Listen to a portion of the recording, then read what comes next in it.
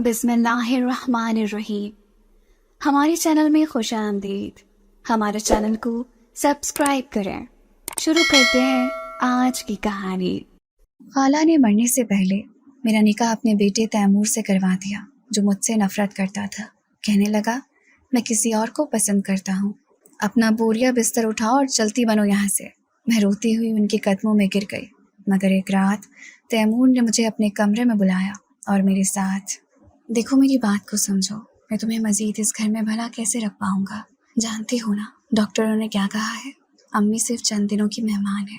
डॉक्टरों ने इलाज करके उन्हें घर भेज दिया है। मैं मानता हूँ मेरे लिए ये कहना बेहद मुश्किल है, मगर मेरी बात को समझो। बेहतर यही है कि तुम वापस अपने घर चले जाओ, क्योंकि अम्मी ने जल्द या देर से हमें छोड़कर इस दुनिया से चले जाना है, और उनके जाने के बाद मैं तुम्हें इस घर में नहीं रख सकूंगा। ये बात जितनी जल्दी समझ लो उतना अच्छा है। मुझ पर ये अल्फाज कहर बनकर टूट रहे थे। मेरा दिल तो यूं था कि जैसे धड़कना ही भूल चुका हो। मैं आंखों में आंसू लिए सामने खड़े अपने खालाजाद तैमूर की तरफ देख रही थी, जिसकी आंखों में मेरे लिए बिल्कुल बेगानगी थी। वो शुरू से ही ऐसा था, बेहद सख्त मिजाज, रूखा सा। मैं पिछले कई सालों से घर में रह रही थी, मगर आज तक मैंने उसे खुद से प्यार से बात करते हुए नहीं देखा था। जब भी बोलता तो जहर ही उगलता। पता नहीं क्यों उसे शुरू से मुझसे नफरत थी। शायद इसलिए कि मैं इसके घर रहती थी। मैंने बड़ी मुश्किल से जब्त किया, कहा कि ठीक है तैमूर भाई, मैं अपना बंदोबस्त कहीं और कर लूँगी। बजाय मेरे लहजे का टूटापन महसूस करके वो मुझे तसल्ली देते या मुझ पर रहम खाते, वो मुस्कुरा कर कहने लगे कि हाँ, जितना जल्दी कर लो इतना बेहतर है।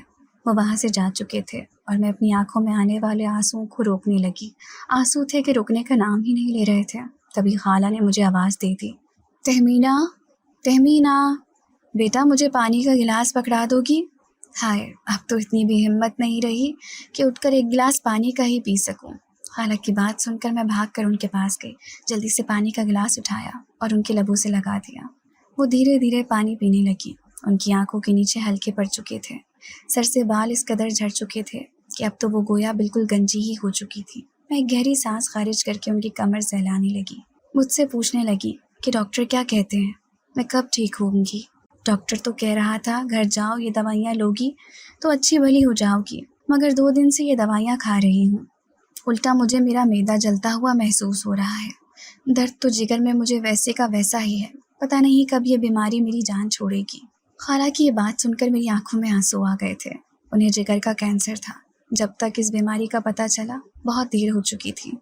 डॉक्टरों ने लाइलाज कर दिया था और यही कहा था कि जाइए, 1 हफ्ता जिंदा रहें या 1 महीना, कोई भरोसा नहीं है। बस आप अपने मरीज़ का बहुत ख्याल रखें। मेरी तो कुल कायनात थी जैसे मेरी खाला थी। मेरी माँ के मरने के बाद मेरे बाप ने दूसरी शादी कर ली थी। दूसरी शादी करने के बाद उनका सारा फोकस उनकी दूसरी बीवी और उससे होने वाली औलाद पर हो गया। मैं तो किसी खाते में ही नहीं आती थी। मुझे लेकर उनके दिल में सिर्फ एक रंजिश थी, जो बढ़ती चली जा रही थी। एक वक्त ऐसा भी आया जब सुतीली माँ ने मुझे मेरे घर में नौकरानी बना कर रख दिया। अगर मैं अपने बाप को शिकायत लगाती तो उल्टा वो मुझे ही डांट देते कि बकवास मत किया करो, वो तुम्हारी माँ है, जो भी कर रही है तुम्हारे बेहतर के लिए कर रही है। आइंदा के बाद अगर तुमने अपनी माँ की शिकायत मेरे सामने की तो फिर देखना मैं तुम्हारा क्या हश्र करता हूँ। यूँ बाप के मुँह से डांट सुनकर मैं जब्त कर गई और दोबारा अपने मुँह से एक लफ्ज़ भी ना निकाला। एक रोज़ मैं बुखार में तप रही थी, मगर सुतीली माँ ने अपने और अपने बच्चों के कपड़े मुझे धोने के लिए दे दिए। दिसंबर की ही एक शाम थी, सर्दी जोरों पर थी और मैं सहन में बैठी कपकपाते हुए कपड़े धो रही थी। बुखार तो वैसे ही मेरी हड्डियों में सरायत कर गया था कि तभी मेरी खाला मुझसे मिलने के लिए आई। साथ उनका बेटा तैमूर भी था। जब उन्होंने मुझे इस हालत में देखा तो उनसे बर्दाश्त ना हुआ। मेरी सुतीली माँ को अच्छी खासी सुनाई। उन्होंने मेरे अब्बा को भी बताया कि भले उसकी माँ मर गई है लेकिन बाप तो जिंदा है, कम से कम उसको तो इस पर तरस खाना चाहिए। अरे ये तो बच्ची है, कुछ नहीं बोलती, लेकिन खुदा के कहर से डरो। खुदा ने अपना अजाब अगर तुम लोगों पर नाजिल कर दिया तो सोचो क्या होगा। मैं इसे अपने साथ लेकर जा रही हूँ।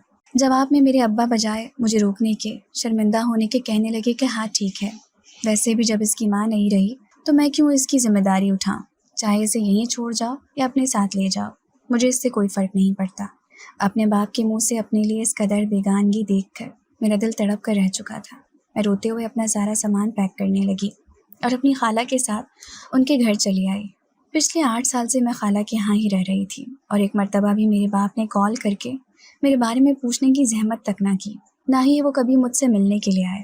عید ہوتی، فنکشن ہوتا، کچھ بھی ہوتا، انہوں نے کبھی میری طرف دیکھا تک نہیں۔ بہرحال میں اپنی خالہ کو ہی اپنا باپ ماں سمجھتی تھی، اپنی زندگی جی رہی تھی، جنہوں نے مجھے اچھا پڑھایا تھا، لکھایا تھا۔ تیمور کا رویہ تو شروع سے ہی میرے ساتھ اچھا نہیں تھا۔ خالہ کہتی تھی کہ جب سے اس کے ابا اس دنیا سے گئے ہیں یہ ایسا ہی ہو گیا ہے، شاید کم عمری میں ہی اس پر گھر کی ذمہ داریاں پڑ گئی ہیں، اس لیے تھوڑا سا مزاج ہو گیا ہے، اس لیے تھوڑا سا بد مزاج ہو گیا ہے، مگر تم فکر مت کرو، دل بڑا کرو، بہت اچھا ہے۔ مجھے تیمور بھائی کے ساتھ کوئی خاص سروکار بھی نہیں تھا، میں اپنے کام سے کام ہی رکھا کرتی تھی۔ خالہ نے مجھے گھرداری بھی سکھائی تھی، کھانا پکانا بھی مجھے انہوں نے ہی سکھایا تھا۔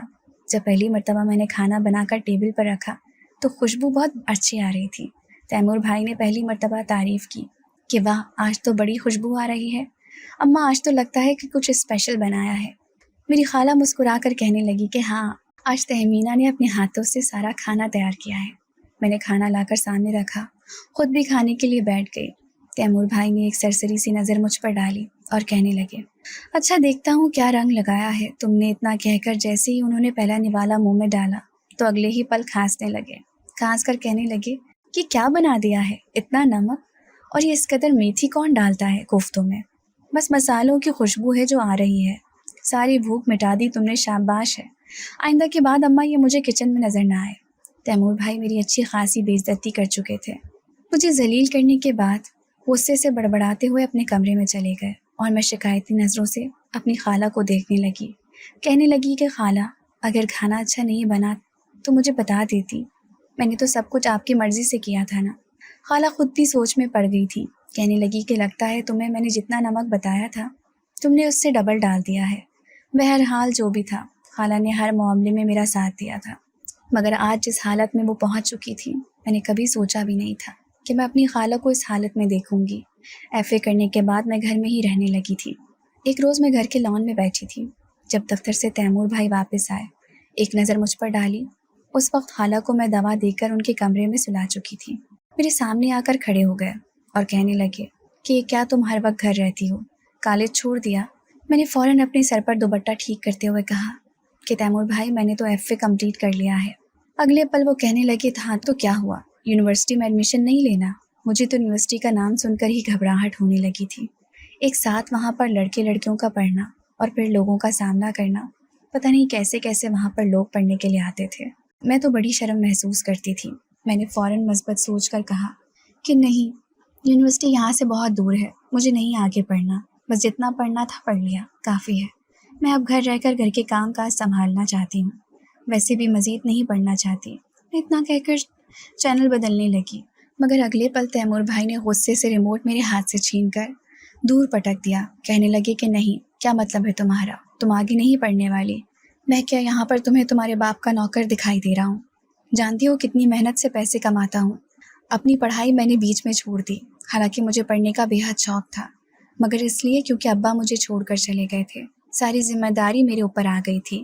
اب ان کی چھوٹی سی دکان کو سنبھالتے ہوئے سارا دن خوار ہوتا رہتا ہوں اور 2 پیسے کما کر گھر لا رہا ہوں، اور تم کتنی آسانی سے کہہ رہی ہو کہ تمہیں آگے نہیں پڑھنا۔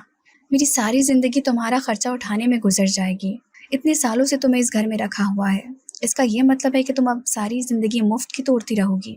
نہ بیبی نہ، میرے پاس اتنے پیسے نہیں ہیں کہ میں اپنی ماں کے ساتھ ساتھ تمہارا بھی خرچہ اٹھاؤں گا۔ اگر اتنا شوق ہے مفت میں روٹیاں توڑنے کا تو جاؤ، جا کر اپنے باپ کے گھر سے مفت کی روٹیاں توڑو۔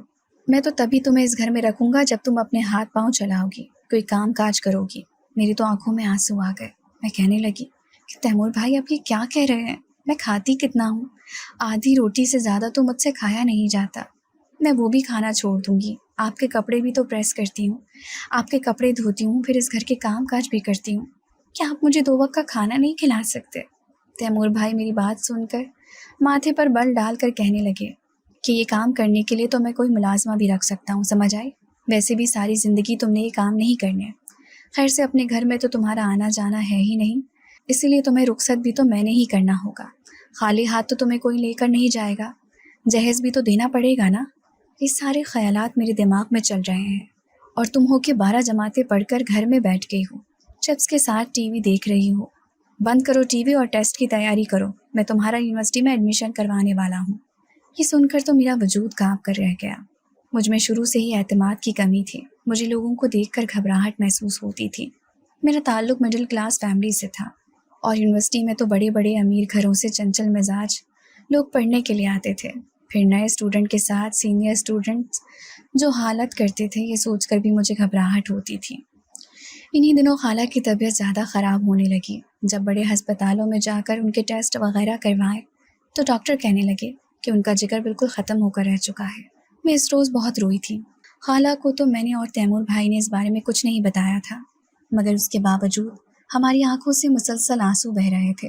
हम उनके सामने तो ना रोते, लेकिन उनसे अलग अपने दिल की भड़ास निकालते रहते और यही दुआ करते कि अल्लाह करे कोई मुआवजा हो जाए और मेरी खाला बच जाए।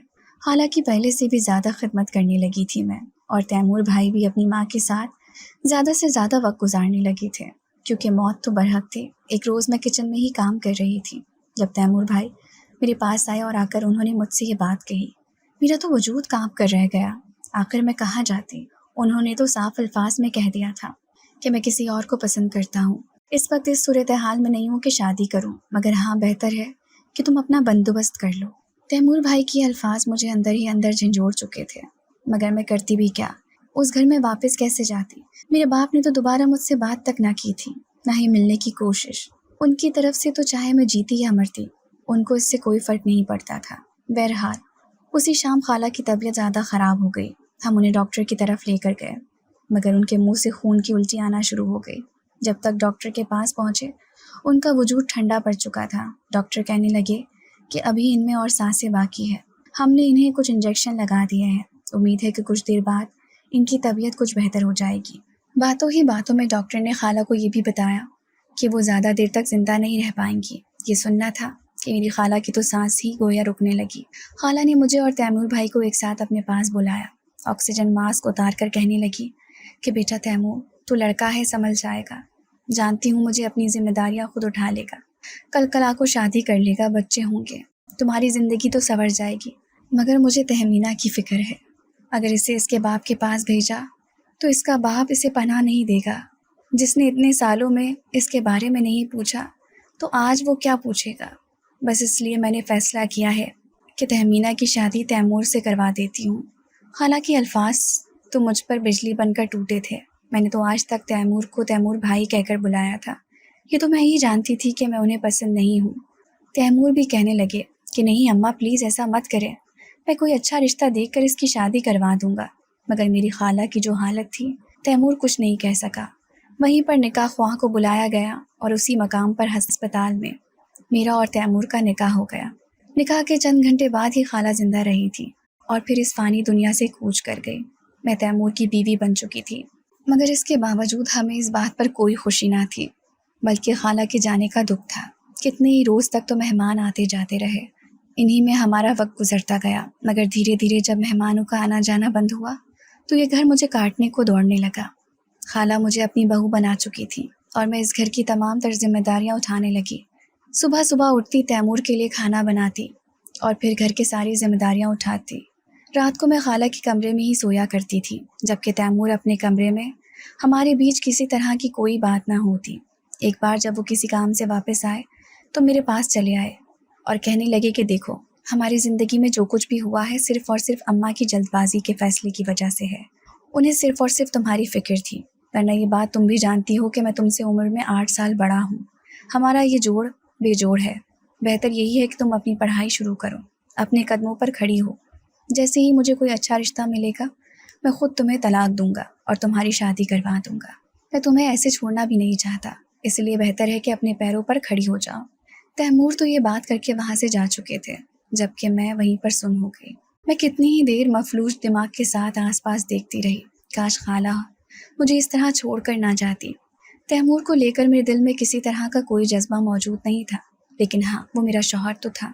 उसके अलावा मेरा इस दुनिया में कोई था भी नहीं। अगले ही रोज़ वो मुझे यूनिवर्सिटी ले गए। सारा रास्ता दिखाने के बाद कहने लगे कि मेरी दुकान का खर्च होता है, इसलिए आइंदा के बाद मैं तुम्हें किराए के पैसे दे दिया करूँगा। खुद ही यूनिवर्सिटी आना और हो सके तो 7 बच्चों को ट्यूशन पढ़ाना भी शुरू कर दो। تاکہ خرچ نکال سکو۔ اماں کے علاج پر اچھے خاصے پیسے خرچ ہو چکے ہیں، کم از کم تم اپنی یونیورسٹی کی فیس تو ادا کر سکو۔ میں چپ چاپ ہر ایک بات سن رہی تھی۔ یونیورسٹی میں پہلا دن کوئی خاص نہیں گزرا تھا۔ میری مڈل کلاس ڈریسنگ پر لڑکیاں مذاق بنا رہی تھی میرا، لیکن پھر بھی میں نے انہیں اگنور کیا کیونکہ مجھے مضبوط بننا تھا۔ میری بھی کوئی عزت تھی، غیرت تھی۔ تیمور کا جب بس چلتا وہ مجھے سنا دیا کرتے، ویسے بھی انہیں کسی اور سے محبت تھی، بھلا وہ مجھے اپنی زندگی میں کیسے رکھتے۔ دھیرے دھیرے میں خود اپنے اندر اعتماد لانا شروع کر دیا اور ٹیکسی میں یونیورسٹی آنے لگی۔ ایک روز میں یونیورسٹی کے ٹیسٹ کی تیاری کر رہی تھی جب تیمور گھر آئے۔ ان کے کپڑے گندے تھے، انہوں نے اپنے دوستوں کے ساتھ دعوت پر جانا تھا۔ اپنی الماری میں ایک سوٹ استری نہ دیکھا تو شور مچا دیا، کہنے لگے کہ دھیان کہاں ہوتا ہے تمہارا، پھوڑ کی پھوڑ رہوگی تم، میرے کپڑے نہیں پریس کر سکتی۔ میں نے آنکھوں میں آنسو لیے کہا کہ میں یونیورسٹی کا کام کروں یا گھر کے کام دیکھوں؟ آپ کے کہنے پر میں نے یونیورسٹی میں داخلہ لے لیا ہے، اب ٹیسٹ کی تیاری کر رہی ہوں۔ نمبر خراب آئیں گے تو آپ مجھے الٹا سنائیں گے، آپ مجھے کال کر کے بتا دیتے، میں آپ کے کپڑے پریس کر دیتی۔ مگر وہ جو منہ میں آیا بولتا چلا گیا۔ میں بھی روتے ہوئے کہنے لگی کہ میں یہاں سے چلی جاتی ہوں، آپ کو میں اتنی بری لگتی ہوں تو آج سامان پیک کر کے میں اپنے ابا کے گھر چلی جاتی ہوں۔ بجائے مجھے روکنے کے کہنے لگی کہ جب میں گھر واپس آؤں تو تم مجھے اس گھر میں نظر نہ آنا، دور ہو جاؤ میری نظروں سے۔ وہ اپنے کپڑے خود ہی پریس کر کے گھر سے جا چکے تھے۔ میں نے بھی کوئی غیرت بیچ تو نہ کھائی تھی، اپنا سامان پیک کیا اور کئی سالوں بعد اپنے ابا کے گھر کی طرف چل دی۔ 8-9 سالوں بعد جب میں نے اپنے گھر میں قدم رکھا تو میرا باپ تو مجھے پہچاننے کے لیے تیار نہیں تھا۔ خوشگوار حیرت چہرے پر پھیلا کر مجھے سینے سے لگا لیا، کہنے لگا کہ ارے میری بچی، تو بھول ہی گئی تھی کہ تیرا کوئی باپ بھی ہے۔ سوتیلی ماں نے تو اپنے ماتھے پر بل ڈال دیے تھے۔ وہیں پر میرے سوتیلے بھائی بھی بیٹھے تھے اور ایک شخص بھی موجود تھا، عمر میں 40 سال کا تھا، لیکن مجھے بڑی عجیب نظروں سے دیکھ رہا تھا۔ سوتیلی ماں کہنے لگی کہ کتنے دن کے لیے رہنے آئی ہو، وہ بھی اچانک۔ میں نے جب بتایا کہ خالہ کا انتقال ہو چکا ہے تو میرا باپ فوراً کہنے لگا کہ تم نے اچھا کیا کہ یہاں آ گئی، اب تم یہیں رہو گی، اسے اپنا ہی گھر ہے، یہ گھر تمہارا بھی تو ہے، ویسے بھی تیمور تمہارا لگتا ہی کیا ہے جو تم اس کے ساتھ ایک گھر میں رہو۔ میں نے انہیں نہیں بتایا تھا کہ میرا اور تیمور کا نکاح ہو چکا ہے۔ 2 روز ابھی میرے اس گھر میں گزرے تھے کہ اچانک سوتیلی ماں بھی میری خوب آؤ بھگت کرنے لگی اور میرا باپ بھی۔ مجھے لگا شاید اتنے سال کی دوری کے بعد میرے باپ کو میری کمی محسوس ہونے لگی ہے، جو مجھ سے محبت کرنے لگا ہوگا۔ مگر اسی شام میرے ابو اور میری سوتیلی ماں میرے پاس آئے اور کہنے لگے کہ ہم نے تمہارا رشتہ طے کر دیا ہے۔ یہ سن کر تو میرے سر پر آسمان ٹوٹا تھا۔ 2 دن بھی نہیں ہوئے تھے آئے ہوئے مجھے اس گھر میں۔ میری سوتیلی ماں کہنے لگی کہ میرے بھائی کے ساتھ یہ رشتہ میں نے طے کر دیا ہے۔ یہ سن کر تو میرے اوزان خطا ہو گئے۔ ان کا بھائی تو وہی تھا 40 سال لوفر سا جسے میں نے اس روز گھر میں داخل ہوتے دیکھا تھا۔ میں نفی میں سر ہلانے لگی، کہنے لگی کہ نہیں، میں نہیں کر سکتی، میرا نکاح ہو چکا ہے۔ یہ سن کر میرے باپ کے ہوش اڑے، کہنے لگے کہ کیا بکواس کر رہی ہو، تمہارا نکاح کیسے ہو گیا؟ میں نے انہیں کہا کہ خالہ نے میرا نکاح تیمور سے کر دیا تھا، میں تیمور کی بیوی ہوں۔ جواب میں میرے باپ کے ماتھے پر بل پڑ گئے۔ سوتیلی ماں کہنے لگی کہ جھوٹ بولتی ہے، جان بوجھ کر کہہ رہی ہے، اگر اس کا نکاح تیمور کے ساتھ ہو چکا تھا تو یہاں کیا لینے آئی ہے؟ اپنے شوہر کے ساتھ ہی زندگی گزارتی نا۔ اگر نکاح ہوا ہے تو دکھاؤ کیا ثبوت ہے تمہارے پاس۔ ہم اس نکاح کو نہیں مانتے، میرا بھائی کا تو تم پر دل آ چکا ہے اور تم ہی اب اس کی بیوی بنو گی۔ کل صبح نکاح ہے، وہ تو مجھ پر حکم صادق کر کے جا چکی تھی اور میں بکھلائی وہاں پر بیٹھی تھی۔ میرے پاس تو موبائل بھی نہیں تھا جو تیمور کو اطلاع دے پاتی۔ عجیب ہی کشمکش میں مبتلا تھی۔ آخر کو یہی سوچا کہ میں خودکشی کر لوں گی، زہر کھا لوں گی، اور میں نے کیا بھی ایسے ہی تھا، اور میں نے کیا بھی ایسے ہی۔ ادھر مجھے دلہن بنا کر سوتیلی ماں کے بھائی کے ساتھ بٹھایا گیا، ادھر مجھے خون کی الٹی آ گئی۔ عین اسی پل اتفاق سے صحیح مگر تیمور بھی وہاں آ چکے تھے۔ 2 دن گھر میں اکیلے رہنے کے بعد ان کی عقل ٹھکانے آ چکی تھی۔ وہ مجھے یہاں سے واپس لینے کے لیے آئے تھے۔ کہیں نہ کہیں ان کے دل میں میرے لیے محبت تو پیدا ہو چکی تھی، بس وہ اسے مان نہیں پا رہے تھے۔ مجھے فوراً ہاسپٹل لے کر جایا گیا، زہر کو میرے پیٹ سے نکال دیا گیا تو مجھے ہوش آیا۔ میں پھوٹ پھوٹ کر رونے لگی، کہنے لگی کہ کیوں بچایا گیا مجھے، اچھا ہوتا کہ مر جانے دیتے۔ میں ایک اضافی چیز ہوں، اس دنیا میں کوئی بھی مجھے اپنانا نہیں چاہتا۔ مگر اگلے پل تیمور نے مجھے اپنے سینے سے لگا لیا، کہنے لگے کہ خبردار، جو تمہارے منہ سے دوبارہ میں نے ایسی بات سنی۔ میں جانتا ہوں میں نے تمہارے ساتھ بہت زیادتی کی ہے، تم پر بلا وجہ غصہ ہوا ہوں، لیکن جب تم میری زندگی سے گئی تو میری زندگی ویران ہو گئی، मुझे लगा जैसे मैं लावारिस हो गया हूँ। मैं तो तुम्हें वापस लेने आया था, मगर ये सब कुछ क्या हो रहा था। मैंने रोते हुए सारी हकीकत तैमूर को बताई। वो गुस्से में आकर आग बगूला हो गए। मेरे बाप की खूब बेइज्जती की और मुझे अपने साथ अपने घर ले आए। मेरी तबीयत काफ़ी ख़राब थी। बिल्कुल किसी छोटे बच्चे की तरह वो मेरा ख्याल रखने लगे। पहले तो मैं उनसे भी नाराज़ थी। कहने लगे कि नाराज़गी तुम्हारा हक है, मैंने वाकई तुम्हारे साथ बहुत बुरा किया है, मगर हो सके तो मुझे माफ़ी दे देना, क्योंकि मैं वादा करता हूँ दोबारा कभी तुम्हारे साथ ऊंची आवाज़ में बात नहीं करूँगा। मैं यही चाहता था कि तुम अपने पैरों पर खड़ी हो जाओ। जब भी तुम्हें पढ़ने के लिए कहा, मैं तुम्हें बेकार नहीं देखना चाहता था। हाँ, मेरा लहजा सख्त था, लेकिन मेरी सोच गलत नहीं थी। धीरे धीरे इख्तलाफात ख़त्म हो गए और मेरा और तैमूर का रिश्ता मजबूत होता चला गया। और वाकई अपने वादे के मुताबिक तैमूर ने उसके बाद दोबारा कभी मुझसे ऊंची आवाज़ में बात नहीं की। जिस लड़की से वो शादी के ख्वाब देख रहे थे, वो तो तभी छोड़कर जा चुकी थी जब उसे पता चला था कि तैमूर ने अपनी खालाजाद से निकाह कर लिया। धीरे धीरे मगर तैमूर को मुझसे मोहब्बत हो गई और मुझे तैमूर से। और आज ऐसा वक्त आ चुका है कि हम दोनों एक दूसरे के बगैर एक पल भी गुजार नहीं सकते। मेरी शादी इंतहाई सादगी से की गई थी। उस्मान की तरफ से सिर्फ उसके वालिदैन और बहन भाई ही निकाह में शामिल हुए थे। बारात के नाम पर सिर्फ चंद ही लोग थे। इस कदर सादगी से शादी करने की वजह उस्मान के बड़े भाई की वफात थी। उस्मान के बड़े भाई काशान चंद माह पहले ही रोड एक्सीडेंट में वफात पा गए थे। काशान की शादी को अभी सिर्फ 3 माह ही गुजरे थे। वो अपनी जिंदगी से हाथ धो बैठे। जवान बेटी की मौत ने उस्मान के वालिदैन को बहुत निढाल कर दिया था। जब मैं पहली बार आंटी रुकैया उस्मान की अम्मी से मिली तो उन्हें गुमसुम और उदास देखकर मुझे बहुत दुख हुआ था। उस्मान के वालिद अंकल सलीम भी बहुत खामोश और उदास दिखाई दे रहे थे। एक तरफ तो वो अपने छोटे बेटे का घर बस जाने पर खुश थे, लेकिन इस खुशी के मौके पर वो अपने बड़े बेटे काशान को बहुत याद कर रहे थे। यही वजह थी कि दोनों मियाँ बीवी इंतहाई उदास दिखाई दे रहे थे। मैं अच्छी तरह से जानती थी कि काशान के मर जाने की वजह से ये सब लोग इंतहाई दुखी हैं। इसीलिए सादगी से शादी करने पर मैंने कोई एतराज़ ना किया। मैं और उस्मान क्लास फेलोज थे और एक दूसरे को पसंद करते थे। हमारी खुशकिस्मती थी कि दोनों खानदानों में से किसी को भी हमारी शादी पर एतराज़ ना हुआ। मैं अपने ससुराल में एडजस्ट होने की कोशिश कर रही थी, इसीलिए हर वक्त खुद को मसरूफ रखती थी। अंकल सलीम ने अब ऑफिस जाना शुरू कर दिया था, लेकिन मेरी सास अभी तक जिंदगी की तरफ लौट कर ना आई थी। हर वक्त खोई खोई और इर्द गिर्द से बेखबर दिखाई देती थी। सबसे ज़्यादा मसला मुझे काशान की बीवी मलिका भाभी से होता था। शादी के अगले रोज़ ही मेरी दोनों नंदे अपने अपने घरों को वापस लौट गई थी। इसीलिए अब घर में दिन के वक्त में आंटी रुकैया और मलिका भाभी होती थी। आंटी को तो कुछ खबर ना थी, लेकिन मलिका भाभी हर वक्त अपने कमरे में बैठी रहती थी।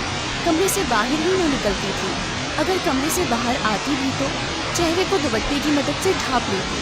1 हफ्ते से ज़्यादा हो चुका था मेरी शादी को, लेकिन मैंने अभी तक मलिका भाभी का चेहरा नहीं देखा था। मुझे ये बहुत अजीब लगता था। घर में कोई मर्द मौजूद न होता था, लेकिन उन्होंने अपना चेहरा ढाँपा हुआ होता था। यही वजह थी कि मैं उन्हें अभी तक देख ना सकी थी। शगुफ्ता मेरी बड़ी नंद थी और करीब ही बयां होकर गई थी और उसका ससुराल करीब ही था, इसलिए अक्सर दिन के वक्त वो हमारे घर आ जाती थी। एक रोज़ शगुफ्ता आपा हमारे घर आई हुई थी। मैं किचन में खाना बना रही थी। वो मेरे पास किचन में आ गई और कुर्सी पर बैठकर इधर उधर की बातें करने लगी।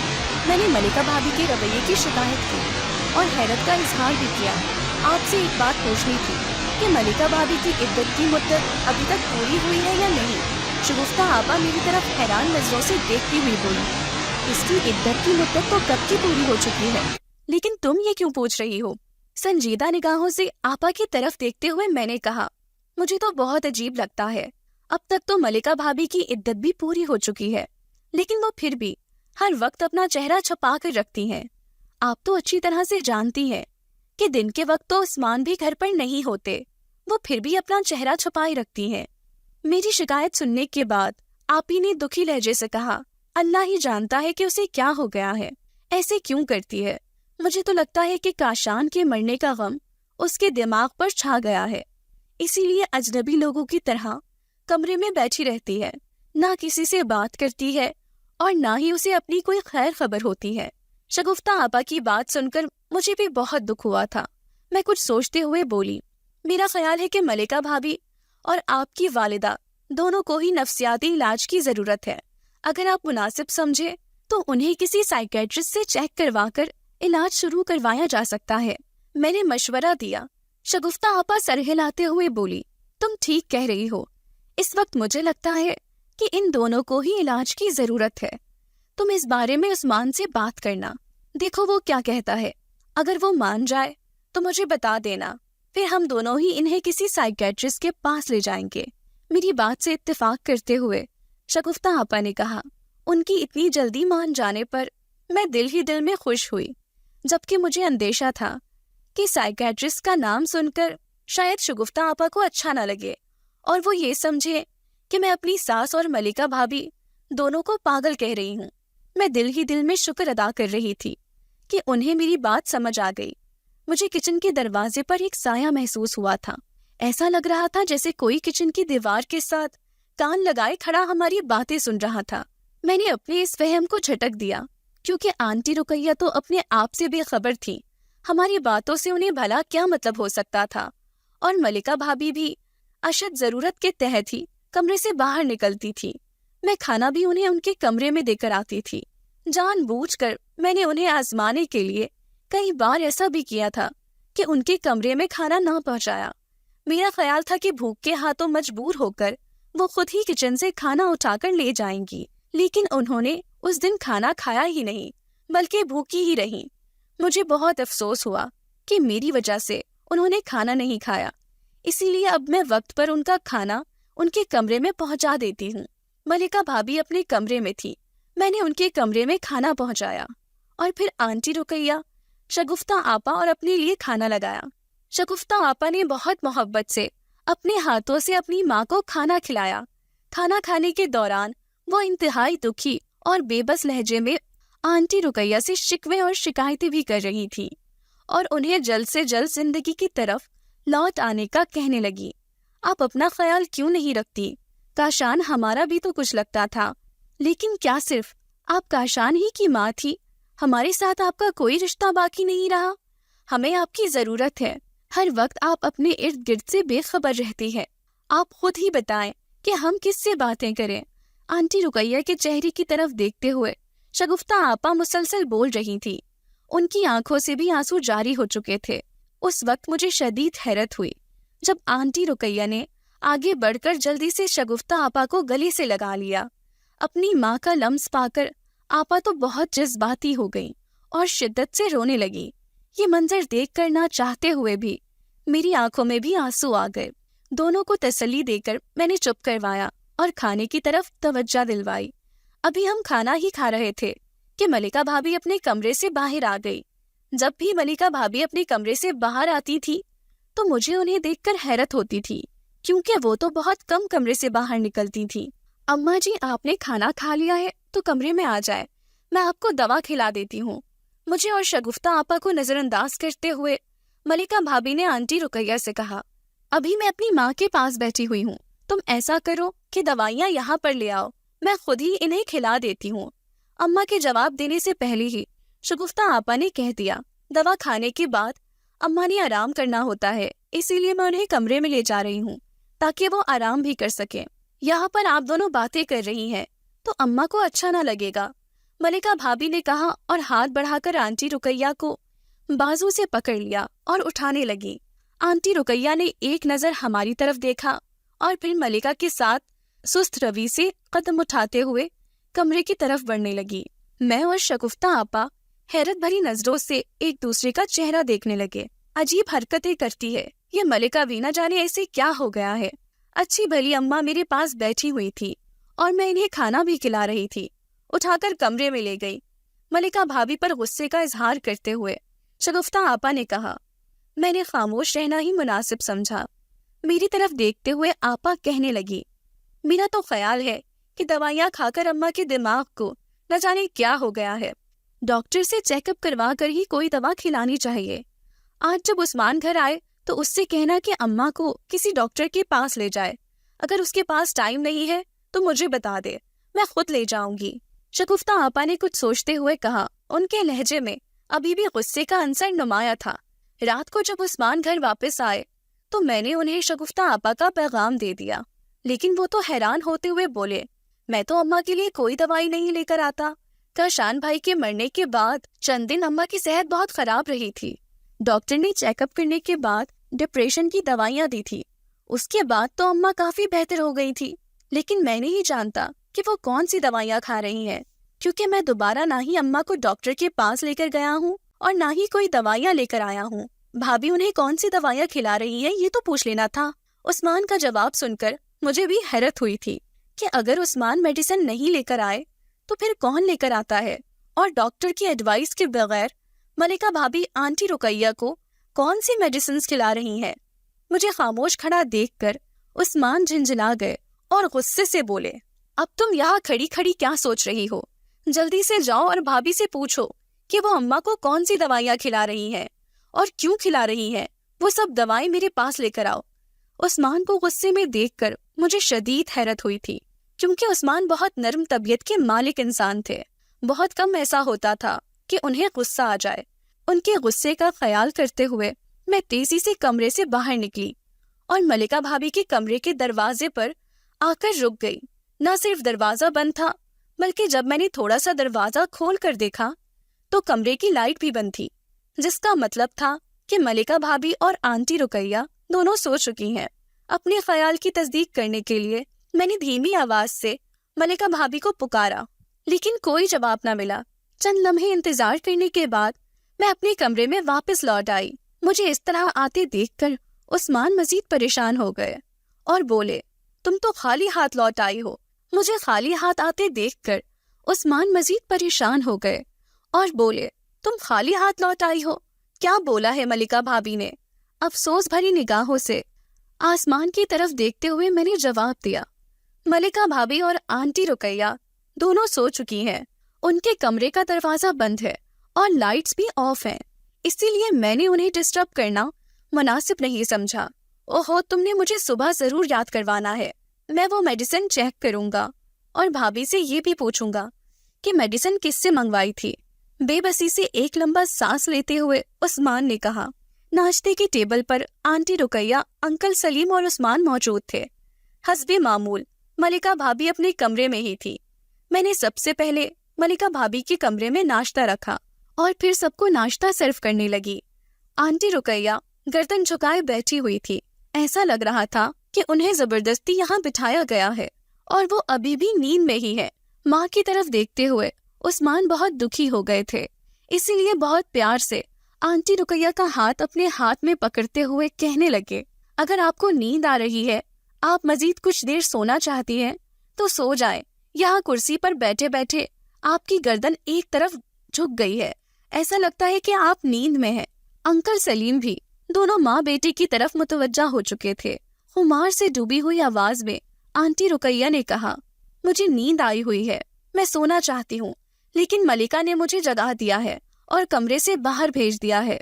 मैंने अभी सोना है। आंटी रुकैया का जवाब सुनकर उस्मान ने हाथ का सहारा देकर उन्हें खड़ा किया और मलिका भाभी के कमरे की तरफ लेकर जाने लगे।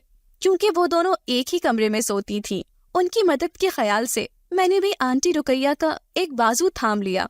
कमरे के दरवाजे पर पहुंचकर उस्मान रुक गए। मलिका भाभी नाश्ता कर रही थी। ये पहला मौका था कि मैंने उनका चेहरा देख लिया था। इंतहाई खूबसूरत खद्दो खाल की मालकिन मलिका ना जाने क्यों हर वक्त अपना चेहरा छुपा कर रखती थी। जल्दी से अपना चेहरा छुपाते हुए मलिका भाभी हमारी तरफ देखने लगी। उन्हें अपनी तरफ मुतवज्जा पाकर मैंने जल्दी से कहा, आंटी तो अभी भी सोना चाहती हैं, आपने उन्हें क्यों जगा दिया? जब ये अपनी मर्जी से उठकर कमरे से बाहर आती तो मैं इन्हें नाश्ता बना देती। मैंने इन्हें नमाज पढ़ने के लिए उठाया था, नमाज भी ना अदा की और कमरे से बाहर जाकर बैठ गई। मैंने इन्हें कमरे से बाहर नहीं निकाला था। उस्मान भी दरवाजे पर खड़े, वो सर झुकाकर बोले, आप जो दवाई अम्मी को खिला रही है वो मुझे दिखा दें। मुझे तो याद नहीं आ रहा कि मैंने अम्मी के लिए दवाई कब लाया था। उस्मान का सवाल सुनकर मलिका भाभी ने नाश्ता छोड़ दिया और जल्दी से एक अलमारी की तरफ बढ़ी और उसमें से एक छोटी सी टोकरी उठाकर मेरी तरफ बढ़ा दी। उसमें कुछ दवाई पड़ी हुई दिखाई दे रही थी। उस्मान दवाओं के नाम पढ़ने लगे। بھابھی دوبارہ بیڈ پر جا کر بیٹھ گئی اور بہت دکھی لہجے سے بولی، کاشان کے مرنے کے بعد بہت دن تک تو مجھے اپنے آس پاس کی کوئی خبر نہ تھی۔ عدت میں ہونے کی وجہ سے میں ڈاکٹر کے پاس نہ جا سکی تھی، اسی لیے میری امی نے مجھے یہ دوائیں لا کر دی تھی۔ یہ سب ڈپریشن کو دور کرنے کے لیے اور انسانوں کو ریلیکس کرنے کی دوائیں ہیں۔ تم دونوں جانتے ہو نا کہ آنٹی رقیہ کی کیا حالت ہے، اسی لیے میں انہیں یہ دوا کھلا رہی ہوں۔ اس سے وہ کافی بہتر ہو جاتی ہے، ورنہ وہ رات رات بھر روتی رہتی ہے۔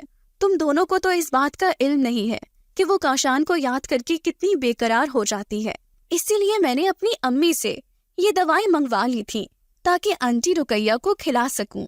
دواؤں کی ٹوکری میری طرف واپس بڑھاتے ہوئے عثمان نے ملکہ بھابھی کو مخاطب کرتے ہوئے کہا، آپ نے بہت اچھا کیا، اماں کو یہ دوائیں کھلانے لگی۔ آپ مجھے کہہ دیتی تو میں آپ کو اور اماں دونوں کو ڈاکٹر کے پاس لے جاتا، چیک اپ کروا لیتا، یہ اچھا رہتا۔ اس سے ڈاکٹر کو ساری بیماری سمجھ آ جاتی۔ میں جلد ہی آپ دونوں کو ڈاکٹر کے پاس لے جاؤں گا۔ عثمان نے کچھ سوچتے ہوئے کہا۔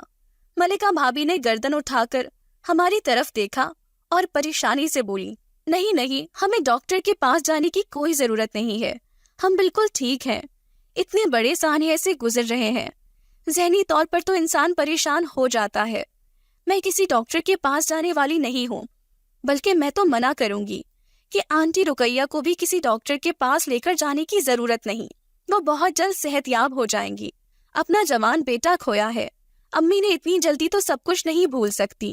باتیں کرتے کرتے ملکہ بھابھی خیالات میں کھو گئی تھی، شاید وہ بھی کاشان کی یاد میں ذہنی طور پر کچھ ڈسٹرب ہو چکی تھی۔ میں اور عثمان دوبارہ ناشتے کی ٹیبل پر آ کر بیٹھ گئے۔ انکل سلیم اخبار پڑھ رہے تھے۔ میرا خیال تھا کہ وہ اخبار پڑھنے میں ہی مصروف ہیں، لیکن وہ ہماری طرف ہی متوجہ تھے۔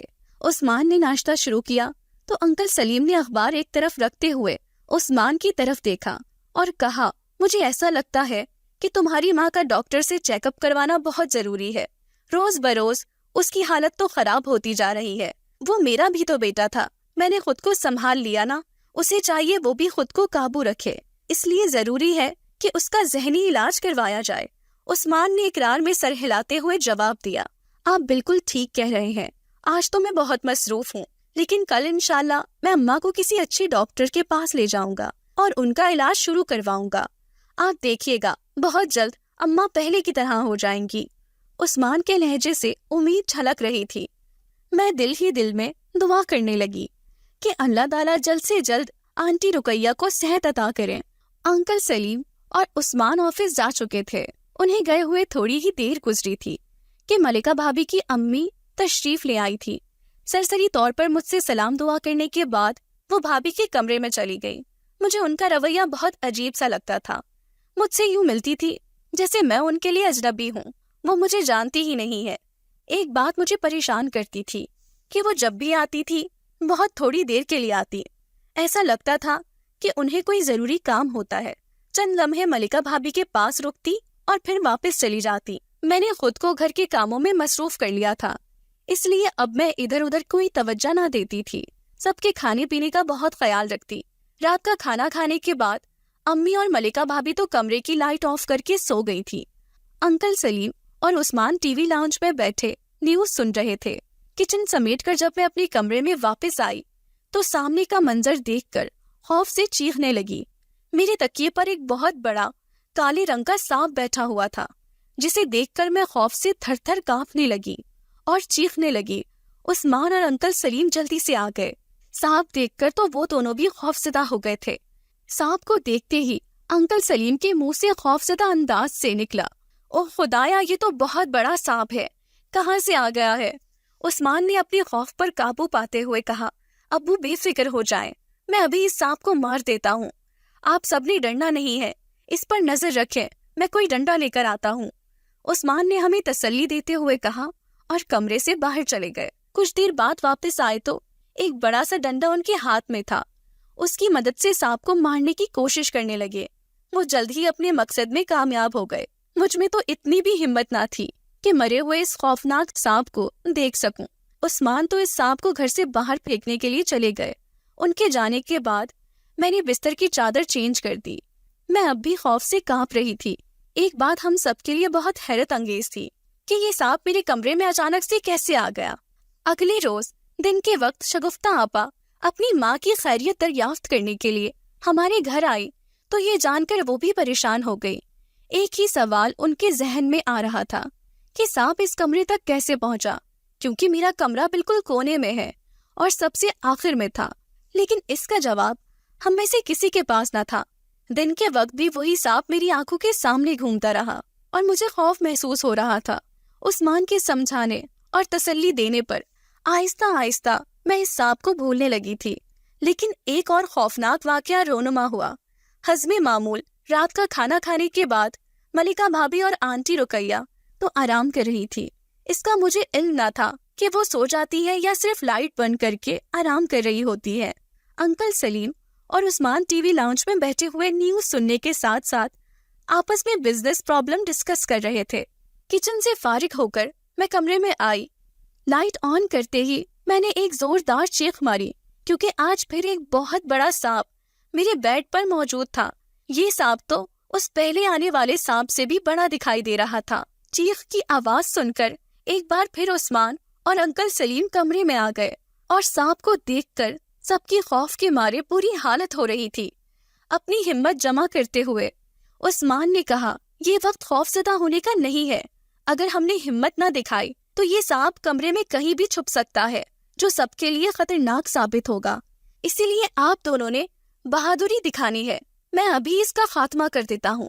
یہ کہتے ہوئے عثمان کمرے سے باہر چلے گئے اور وہی بڑا سا ڈنڈا اٹھا کر لے آئے جس سے پہلی بار سانپ کو مارا تھا۔ اس بار بھی اللہ کے حکم سے عثمان اپنے اس دشمن کو مارنے میں کامیاب ہو گئے تھے۔ میں تو پوری رات خوف کے مارے سو ہی نہ سکی تھی۔ دوسری طرف عثمان اور انکل سلیم بھی بہت پریشان تھے کہ یہ سانپ کہاں سے آ جاتے ہیں۔ اب تو میں سارا دن اپنے کمرے میں آتی ہی نہ تھی۔ رات کے وقت جب عثمان گھر آتے اور کمرے میں جاتے تو ہی میں اپنے کمرے میں آتی۔ زیادہ وقت میں آنٹی رقیہ کے ساتھ ہی گزارنے لگی تھی۔ ملکہ بھابھی کی امی آئی تو وہ بھی بہت پریشان دکھائی دے رہی تھی۔ میں ان سے پوچھنا چاہتی تھی کہ وہ پریشان کیوں ہے، لیکن ہمارے درمیان اتنی بے تکلفی نہ تھی۔ حسب عادت وہ کچھ دیر ہی رکی اور پھر واپس چلی گئیں۔ آج عثمان کی طبیعت کچھ ٹھیک نہ تھی، وہ آفس سے بھی جلدی واپس آ گئے تھے۔ رات کا کھانا کھانے کے بعد میں جلد ہی اپنے کمرے میں آ گئی۔ عثمان سو رہے تھے، میں ان کو ڈسٹرب نہ کرنا چاہتی تھی، اسی لیے بہت محتاط انداز سے قدم اٹھا رہی تھی کہ ان کی نیند ڈسٹرب نہ ہو۔ نماز ادا کرنے کے بعد میں سونے کے لیے لیٹ گئی۔ رات کا نہ جانے کون سا پہر تھا جب میری آنکھ کھل گئی۔ مجھے شدید گھبراہٹ کے ساتھ پیاس بھی محسوس ہو رہی تھی۔ سائیڈ لیمپ آن کیا تاکہ قریب رکھے ہوئے جگ سے پانی لے سکوں۔ کمرے میں کچھ روشنی ہوئی تو یہ دیکھ کر خوف سے میری جان حلق میں اٹکنے لگی کہ قریب رکھے ہوئے سائیڈ ٹیبل پر جگ کے ساتھ ایک ہی کالے رنگ کا سانپ بیٹھا ہوا ہے جو کسی وقت بھی ہم پر حملہ کر سکتا تھا۔ یہ دیکھ کر میرے اوزان خطا ہو گئے تھے۔ جلدی سے عثمان کو جگایا، وہ بھی اپنے سامنے ایک اور دشمن کو دیکھ کر گھبرا گئے، لیکن ہمیشہ کی طرح جلد ہی اپنی گھبراہٹ پر قابو پا لیا اور اس دشمن کو بھی موت کے گھاٹ اتارنے کے لیے منصوبہ بندی کرنے لگے۔ میرا ہاتھ پکڑ کر مجھے دوسری طرف سے گھما کر کمرے سے باہر نکال دیا۔ صرف ایک بات کہی کہ مجھے سانپ پر نظر رکھنی ہے، ایسا نہ ہو کہ وہ کسی چیز کے نیچے جا کر چھپ جائے۔ میں تو یہ سوچ کر ہی خوف سے کانپنے لگی تھی کہ عثمان تو کمرے سے باہر جا رہے ہیں۔ میں دروازے پر ہی رک کر سانپ کو دیکھنے لگی۔ تھوڑی دیر بعد ہی عثمان واپس آ گئے اور اس سانپ کو بھی مار کر باہر پھینک دیا۔ اب تو ایسا ہونے لگا تھا کہ چند روز کے بعد ضرور ہمارے کمرے سے سانپ نکل آتا تھا۔ ہم اس سانپ کو مار کر باہر پھینک دیتے تھے، لیکن کوئی فائدہ نہ ہو رہا تھا۔ میں تو اکثر سوچا کرتی تھی کہ اگر اس رات ہم بے خبر سو رہے ہوتے تو سانپ نہ جانے کیا کرتا، شاید ہم دونوں کو ہی ڈس لیتا اور پھر ہم مر جاتے۔ یہ سوچ کر میں خوفزدہ ہو جاتی تھی۔ موسمی تبدیلی کی وجہ سے میری صحت کچھ ٹھیک نہ تھی، بہت بے چینی اور سر میں درد تھا۔ عثمان نے مجھے پین کلر کھانے کے لیے کہا، مجھے یاد ہی نہ رہا۔ اپنے کمرے میں آتے ہی نیند آ گئی، لیکن سر درد کی وجہ سے جلدی میری آنکھ کھل گئی۔ عثمان سو رہے تھے۔ مجھے افسوس ہونے لگا کہ میں نے سر درد کی دوا کیوں نہ کھائی تھی۔ عثمان کی نیند کا خیال کرتے ہوئے میں خاموشی سے کمرے سے باہر نکلی اور کچن میں چلی گئی۔ میرے سر میں بہت درد ہو رہا تھا، اسی لیے کچن کی لائٹ بھی آن نہ کی۔ باہر کے روشن بلب کی وجہ سے کچن میں زیادہ اندھیرا نہ تھا۔ ٹیبلٹ کھا کر جب میں باہر نکلی تو ملکہ بھابھی کو اپنے کمرے کے دروازے پر کھڑا دیکھ کر حیران رہ گئی۔ اس وقت میری حیرت کی انتہا نہ رہی جب ملکہ بھابھی نے ایک ٹوکری زمین پر رکھ کر اس کا ڈھکن کھول دیا۔ اس ٹوکری میں سے ایک سانپ باہر نکلنے کی کوشش کرنے لگا۔ یہ منظر دیکھ کر مجھے سمجھنے میں ذرا دیر نہ لگی کہ ہمارے کمرے میں سانپ کہاں سے آتے ہیں۔ ملکہ بھابھی یہ سب کیوں کرتی تھی اس کا تو مجھے علم نہ تھا، اسی لیے میں نے چیخ کر عثمان کو متوجہ کرنے کی کوشش کی۔ وہ کمرے میں اکیلے تھے اور وہ سانپ ہمارے کمرے کی طرف ہی جا رہا تھا۔ میرے چیخنے کی آواز سن کر ملکہ بھابھی پریشان ہو گئی تھی اور خوفزدہ نگاہوں سے میری طرف دیکھنے لگی۔ جب عثمان کمرے کا دروازہ کھول کر باہر نکلے تو سامنے کا منظر دیکھ کر حیرت زدہ رہ گئے۔ کمرے کے دروازے پر ہی ایک سانپ موجود تھا جو کمرے میں داخل ہونے کی کوشش کر رہا تھا، بلکہ کسی حد تک تو داخل ہو چکا تھا۔ ملکہ بھابھی سامنے کھڑی تھی اور ان سے کچھ فاصلے پر میں بھی کھڑی تھی۔ چیخنے کی آواز سن کر انکل سلیم بھی کمرے سے باہر آ گئے تھے۔ ان سے پوچھو کہ یہ کیا کر رہی تھی؟ ہمارے کمرے میں روزانہ جو سانپ آتے تھے وہ یہی لے کر آتی تھی۔ آج میں نے خود انہیں اپنی آنکھوں سے دیکھ لیا ہے۔ یہ سانپ انہوں نے اس ٹوکری سے باہر نکالا ہے جو اب ہمارے کمرے میں جا رہا ہے۔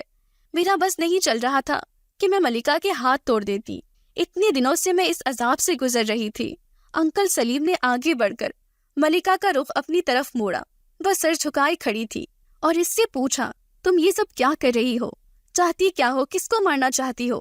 میں نے کتنی بار تمہاری اماں سے کہا کہ اب وہ اپنی بیٹی کو اپنے گھر واپس لے جائے۔ ہمارا بیٹا تو واپس آنے والا نہیں، لیکن نہ وہ تمہیں یہاں سے لے کر گئی اور نہ ہی تم گئی ہو، اور یہ سب کیا کر رہی ہو؟ انکل سلیم بہت غصے میں آ چکے تھے اور جو بھی منہ میں آ رہا تھا بول رہے تھے۔ ملکہ بھابھی نے کوئی جواب نہ دیا، صرف رو ہی رہی تھی۔ صبح ہوتے ہی ملکہ بھابھی کی امی کو بلا لیا۔ وہ دونوں تو کچھ بتانے کے لیے تیار نہ تھی۔ مجبوراً عثمان نے پولیس کی دھمکی دی، جس پر ملکہ بھابھی نے پریشان ہو کر جلدی سے عثمان کے سامنے دونوں ہاتھ جوڑ دیے اور کہنے لگی، ہمیں معاف کر دو، ہم سے غلطی ہو گئی ہے، میں اب یہاں سے چلی جاؤں گی۔ تم اچھی طرح سے جانتے ہو کہ میں نے کاشان کو حاصل کرنے کے لیے کتنی محنت کی تھی، کیونکہ مجھے اس سے زیادہ اس کی دولت میں دلچسپی تھی۔ لیکن افسوس کہ ابھی شادی کو چند مہینے گزرے تھے اور کاشان وفات پا گئے۔ میں یہاں سے واپس نہ جانا چاہتی تھی اور یہی سوچا تھا کہ تم سے شادی کر لوں گی، لیکن تم نے اپنی پسند سے شادی کر لی۔ میں اس ٹھاٹھ بھری زندگی کو چھوڑ کر اس گھر سے نہیں جانا چاہتی تھی، اسی لیے میں نے یہ سوچا کہ تمہاری بیوی کو راستے سے ہٹا دوں، لیکن افسوس کہ میں اپنے مقصد میں کامیاب نہ ہو سکی۔ ملکہ بھابھی کے منہ سے اعتراف سن کر میرا تو جی چاہ رہا تھا کہ نہ صرف انہیں پولیس کے حوالے کروں بلکہ سخت سے سخت سزا بھی دلواؤں۔ اس کی ہر سازش میں اس کی ماں بھی برابر کی شریک تھی۔ یہ تو ہمیں بعد میں پتہ چلا کہ ملکہ بھابھی آنٹی رقیہ کو نشہ آور ادویات کھلاتی رہی ہیں تاکہ وہ ارد گرد سے بے خبر رہیں اور وہ دونوں ماں بیٹی اپنی سازش میں کامیاب ہو سکے۔ انکل سلیم نے دھکے دے کر دونوں ماں بیٹیوں کو گھر سے نکال دیا۔ ان کے جانے کے بعد مجھے بھی سکون کا احساس ہونے لگا تھا۔ آنٹی رقیہ کا علاج کروایا گیا، وہ بھی اب پہلے سے کافی بہتر ہو گئی تھی۔ اپنے پوتے کو دیکھ کر وہ تو اپنے سارے غم بھول گئی تھی۔ ایک دن ٹریفک سگنل پر گاڑی رکی تو ایک بھیک مانگنے والی کو دیکھ کر بے اختیار میری آنکھوں میں آنسو آ گئے تھے، کیونکہ وہ کوئی اور نہیں ملکہ بھابھی ہی تھی۔ شاید یہ ان کی خطاؤں کی سزا تھی۔ میں نے دل ہی دل میں ان کے بہتر مستقبل کی دعائیں کی اور انہیں دل سے معاف کر دیا۔